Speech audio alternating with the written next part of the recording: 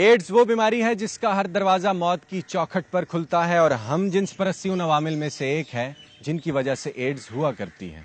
हुकूमत पाकिस्तान हर साल करोड़ों रुपए एड्स की इश्तिहारी मुहिम्मात पर खर्च करती है और कई इश्तिहारी कंपनियां नेशनल एड्स कंट्रोल प्रोग्राम के साथ मिलकर अवाम उन्नास में एड्स की तबाहकारियों के बारे में एक वाज़ेह विजन देने में भी कामयाब हो चुकी हैं। लेकिन हमारे यहाँ मौजूद मूरत नगरी किसी अफरेद से हरगिज कम नहीं है जो अवाम उन्नास में मुसलसल एड्स फैला रहा है। एक मजबूत और वाज़ेह सरकारी हिकमत अमली की हमें अशद ज़रूरत है, वरना हमारी आने वाली नस्लों को एड्स और इसकी तबाहकारियों से कोई नहीं बचा सकता। अगर आप मूर्तों की जिंदगी के बारे में मजीद हकायक सुनना, देखना और जानना चाहते हैं तो सच के सफर में मेरे साथ रहिएगा।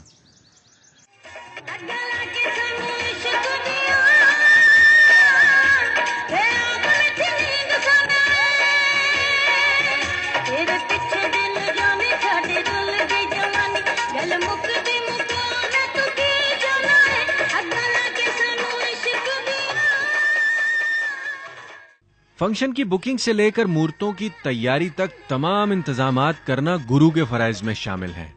इस दौरान अगर कोई चेला तमाशबीन को पसंद आ जाए तो भी गुरु इस मामले को बड़ी खैर सलूबी से अंजाम देता है।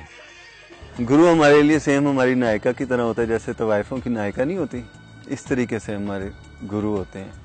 उल्टे सीधे लोग वो गुरु ही डील करता है क्योंकि हम लोगों के बस के नहीं होते वो। अच्छा, गुरु फिर क्या रोल अदा करते हैं इसमें? गुरु ने ज़ाहिर एक टाइम गुजारा है इस फील्ड में, काफ़ी टाइम गुजारा, तो उनकी सोर्स ज़्यादा है पुलिस के में हवाले से, कुछ इधर उधर शहरों में आना जाना है हम लोगों से पहले, तो वो फिर किसी से बात करेंगे कि हमें ये टेंशन हो रही है, आप फलां बंदे को ट्रेस करके बताओ वो कौन है, ऐसे तो हेल्प तो करते हैं फिर इस चीज़ में। शादी के मुबारक मौका पर फंक्शन के नाम पर महफिल गर्म करने को हमने कल्चर का खुद साख्ता हिस्सा बना लिया है, लेकिन बाबरकत रिश्ते के आगाज का ये अंदाज एहसासे कमतरी और महरूमियों को जाहिर करता है। फंक्शंस पर फर्ज करो हम लोग पहले जाते थे तो वहाँ पर काफ़ी इज्जत से लोगों ने बैठ कर देखना है, फन देख रहे हैं, ये एक डांस कर रहा है। तो अभी जो फंक्शंस हैं वो वहाँ लोगों ने जाना है, डांस कम और हुटिंग ज़्यादा है। जब आपकी हुटिंग्स होगी आप उसको डिसलाइक करोगे, पैसे नहीं, आपको जो कुछ आप चाह रहे हो आपको नहीं मिलेगा, तो आप बैड लाइन्स की तरफ ही जाओगे ना। बैड लाइन्स में आप लोगों से मिलोगे अपनी पॉकेट मनी को चलाने के लिए, उनके साथ आप वो बिहेव करोगे। कैसे कैसे लोग आए, कुछ याद है जब फंक्शन में जिंदगी में कैसे कैसे लोग आते हैं? हाँ, तंग करना, गाड़ियों में रोक लेना, नीचे उतारना, ये करो वो ऐसे ऐसे वो तो होता है। हिजड़ों की अदाएं और रक्स किसी तजुर्बाकार तवाइफ से कम नहीं है। बाकायदा तरबियत इन्हें तमाशबीन की जेब हल्की करने में भी माहिर कर देती है। एक मर्द का दूसरे मर्द के मुजरे पर पैसे फेंकना तवाइफ के इसी बहरूप का महरूम मिन्नत है। निर्बानी में पैसा बहुत है। यहाँ बहुत है, लेकिन कई लोग ये भी सोच लेते हैं कि फलाने ये काम किया, वो मुझसे आगे क्यों है। इस फील्ड में ये भी है, वो मुझसे आगे क्यों है, मैं क्यों नहीं जा सकता, मैं भी तो कर सकता हूँ, इसलिए भी। नाख्वानदगी और जहालत के गिलाफ में लिपटे हुए इस फंक्शन को ये मासूम खुली आंखों से देख रहे हैं। हो सकता है इन नौजवानों में से कल को कोई हिजड़ा निकल आए या फिर इन्हीं में से किसी हिजड़े की जुल्फों का असीर हो जाए। मूरत कहाँ से आती है? ये अपनी फैमिली की वजह से ही ज्यादातर, मेरा जहाँ तक एक अंदाजा है, एक गेस है कि मूरत, मैंने आगे आपसे बात की कि मे भी वो अपनी किसी फैमिली ही के ही एक्ट की वजह से वो पैदा हुई है। उसने किसी का दिल तोड़ा है, उसने किसी के साथ कुछ ऐसा किया है, तो वो उसकी फैमिली में आ गई। उसको समझ नहीं आएगी, मुझे ना मेरे भाई को पता होगा कि मे भी कि मेरे किसी बड़े ने ऐसा ही किया या ये वो।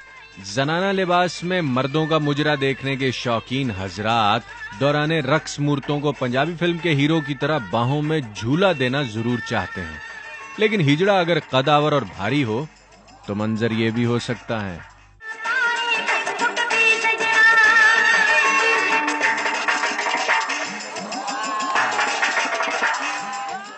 तमाशबीनी और बड़कबाजी हमारी फिल्म इंडस्ट्री का एक अरसे से हिस्सा रहा है। फिल्म इंडस्ट्री पर काबिज चंद नाखानदा अफराद ने न सिर्फ हमें मतवाजन सिनेमा से महरूम कर दिया है, बल्कि हमारी आने वाली नस्लों को भी तमाशबीनी की राह दिखाई है। कई लोग अच्छे होते हैं जो इस चीज़ को समझते हैं कि इन लोगों की रिस्पेक्ट करनी है।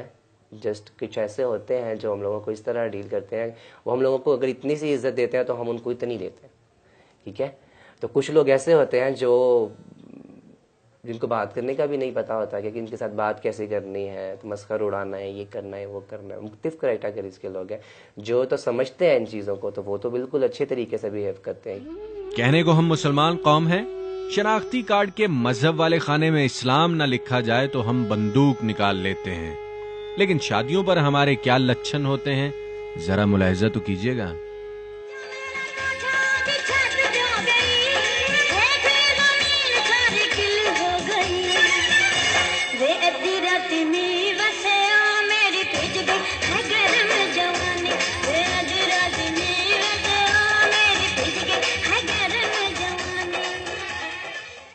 जो हजरात हिजड़े नचाते हैं वो फंक्शन के बाद क्या करना चाहते हैं, अपनी आंखों से देख लीजिए, कानों से सुन लीजिए।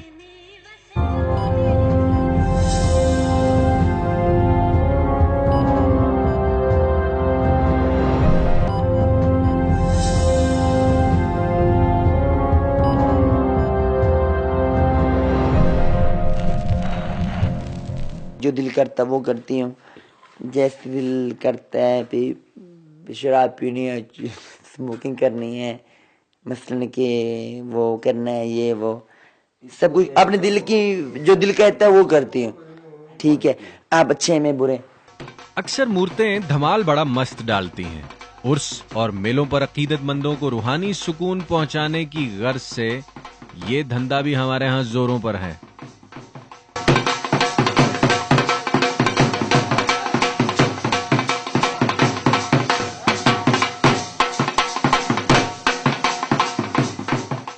बाज़ औक़ात धमाल के दौरान इस तरह के मनाजिर भी नजर से गुजरते हैं। हिजड़ों के साथ साथ इनके आशिकान पर भी वजद तारी है।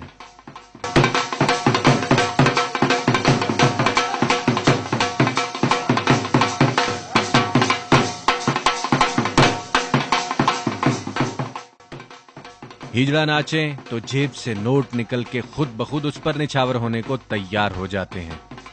लेकिन ये वाकया सिर्फ उन्हीं लोगों के साथ पेश आता है जो मूरत नगरी के रमूज से अच्छी तरह से वाकिफ हों।